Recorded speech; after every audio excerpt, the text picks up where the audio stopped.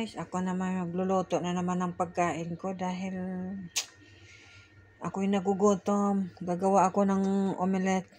Omelette ba yun?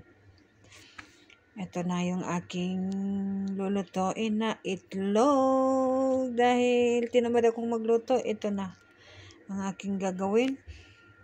Maggawa ako ng itlog na 3 peraso at meron na rin pala akong sibuyas at kamatis naka-ready na nahiwa. Magluluto tayo ng American pang dinner.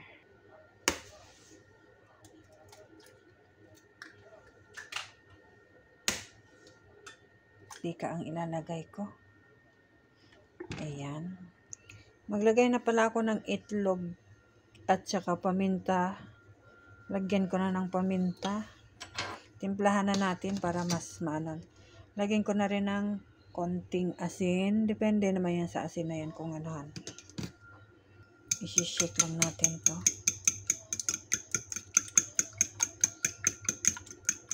Meron na pala ako nakareading bawang guys. Konting-konti lang ang bawang ilalagay. Pwede na rin yung walang bawang.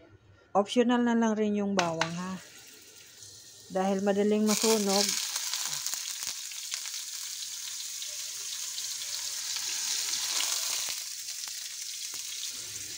Ilalagay ko na rin yung kamatis.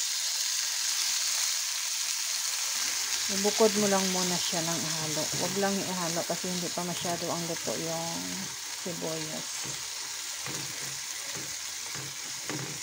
Ayan, pwede na siyang paghaluin. So, ihalo lang natin ng konti. Ayan na, naluto na siya. Patayin natin ang apoy. At ilalagay natin dito sa itlog natin na scramble.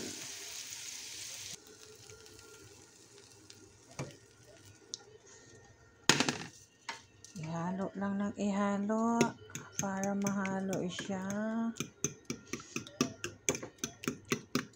Ayan, nahalo na siya. Ilalagay ko na naman ulit dito guys ang kalahati.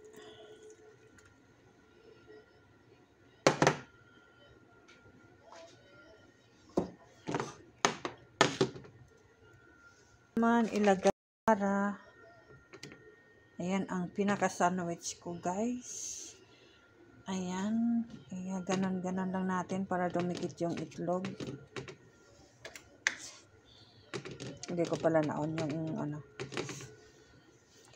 Iikot-ikot lang natin para ang itlog andiyan na siya, hindi mo na kailangan palaman, automatic na yan siya. Ayan na guys, binaliktad ko na.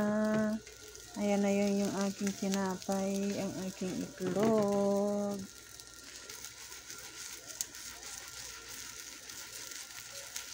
Para hindi masusunog.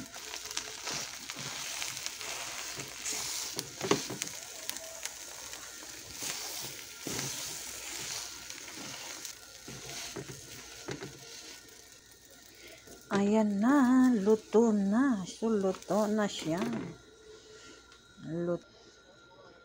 Ayan, luto na siya. So, ating gagawin ay kalahati lang dyan. Diba? Diba? May tinapay na ako. May pagkain na ako.